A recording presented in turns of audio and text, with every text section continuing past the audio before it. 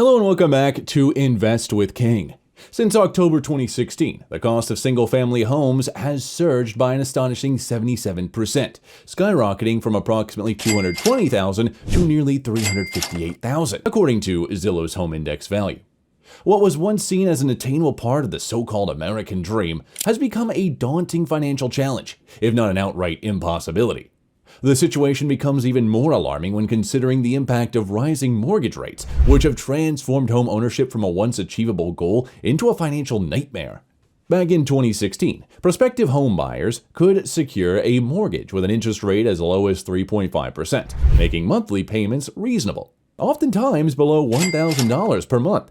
Fast forward to today, with mortgage rates hovering around 7%, the cost of homeownership has doubled. The typical monthly mortgage payment now stands at approximately $2,340, a substantial financial burden for the average American. The consequences of this drastic shift in affordability extend beyond just financial concerns. It's actively reshaping American society, altering cultural expectations, changing demographic trends, and even redefining social norms regarding family life, living arrangements, and career choices. For many young families, the only realistic pathway to homeownership now requires substantial financial assistance. Let's consider a common home affordability calculation using Dave Ramsey's How Much House Can I Afford calculator. According to this tool, in order to purchase an average home at today's price of $357,000, a buyer would need approximately $71,000 as a down payment. Furthermore, the annual salary would need to be around $122,000 to comfortably afford the associated mortgage payments and related expenses. This income requirement is strikingly high. In fact, only 5% of U.S. households earn this much annually. If we narrow the focus to younger demographics, the typical home buying age, the percentage drops further to roughly 3%. This means that for the vast majority of younger Americans, purchasing a home under these financial conditions is unattainable. As a result, homeownership today seems to be reserved primarily for a select group of individuals, high-earning professionals such as doctors, successful lawyers, corporate execs, and most notably, those who benefit from having wealthy parents. In essence, the modern housing market is increasingly favoring those with generational wealth, leaving middle-class and lower-income earners struggling.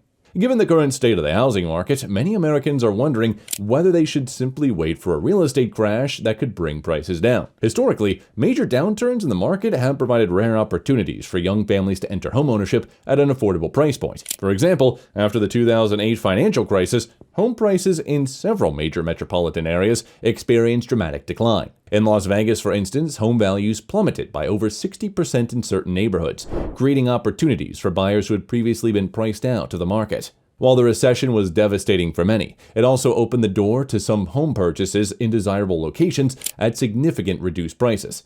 Given the rapid appreciation of home prices in recent years, especially following the housing market frenzy of 2020, many believe that another major correction could be on the horizon. And this raises the question, should potential buyers hold off on purchasing a home in anticipation of another crash? To gain insights into whether a market crash is likely, it's helpful to turn to the wisdom of the legendary investor Warren Buffett. Although Buffett rarely comments on the housing market, he shared valuable insights during the 2002 Berkshire Hathaway annual meeting, when the real estate market was experiencing similar concerns about rising prices and the potential for a speculative bubble. During the meeting, an investor asked Buffett about his approach to evaluating industries and whether real estate was an area of interest for Berkshire Hathaway. In response, Buffett noted that real estate, while not a commodity, tends to be fairly priced most of the time.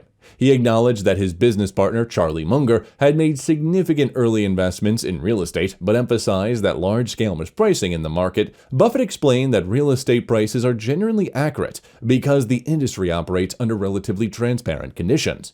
However, he pointed out that in periods of financial distress, such as savings and loan crisis of the late 1980s and early 90s, significant mispricing can occur. Those situations arise when financial institutions become desperate to offload assets, leading to bargain opportunities. Crucially, Buffett emphasized that for home prices to experience a significant drop, there must be a major disruption in access to financing. He explained that the housing market is largely driven by the availability of mortgage loans, and that if banks suddenly restrict lending, it can cause downward pressure on home prices. Buffett's observation helps explain why the housing crash of '08 was so severe. In the early 2000s, banks began to loosen their lending standards, allowing almost anyone to qualify for a mortgage, even borrowers with poor credit and low income. This led to an unsustainable rise in home prices, fueled by speculation and easy credit. However, when financial conditions tightened in '08, banks abruptly stopped lending to high-risk buyers. Mortgage originations plummeted by 57%, creating a sharp decline in demand for housing. With fewer qualified buyers in the market, home prices collapsed, leading to a wave of foreclosures. Given the similarities between then and now, some have argued that we're experiencing another speculative bubble. After all, mortgage origination soared to approximately $1.2 trillion in the second quarter of 21, but fell more than half by early 23. Despite this sharp decline, though, home prices have not followed the same trajectory as they did in '08. One key difference between today's housing market and the one that preceded the '08 crash is that banks have maintained far stricter lending standards. Unlike the reckless practices of the early 2000s, financial institutions today have been much more disciplined in their approach to mortgage lending. Rather than approving loans for high-risk borrowers, banks have continued to require strong credit scores, stable income, and reasonable debt-to-income ratios. As a result, default rates have remained low, and the housing market has avoided this kind of collapse.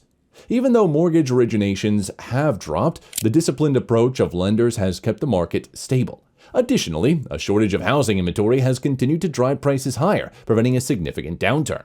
For those hoping to see a dramatic drop in home prices, the outlook remains uncertain. Even if the housing market were to experience a downturn similar to the '08 crisis, where prices fell by an average of 28%, current variations would still remain above pre-2020 levels. This underscores just how much the market has grown in recent years. The idea of waiting for a return to pre-2020 home prices is becoming increasingly unrealistic, as even a significant correction would not bring prices down to the pre-2020 level. Ultimately, prospective buyers must weigh their financial options and long-term goals when deciding whether to purchase a home or wait for potential changes. While a crash is possible, there's no guarantees, and factors such as interest rates, lending standards, and housing supply will continue to play a crucial role in shaping the future of the market. The American housing market has undergone a dramatic change in recent years, making homeownership increasingly difficult for younger generations. Raising prices, higher mortgage rates, and stringent lending standards have created a challenging environment for those hoping to buy a home. While past market crashes have provided buying opportunities, the current conditions suggest otherwise. For now, the best approach may be to focus on financial preparedness, exploring alternative paths to homeownership, and making informed decisions based on individual circumstance rather than relying solely on speculation about future market conditions.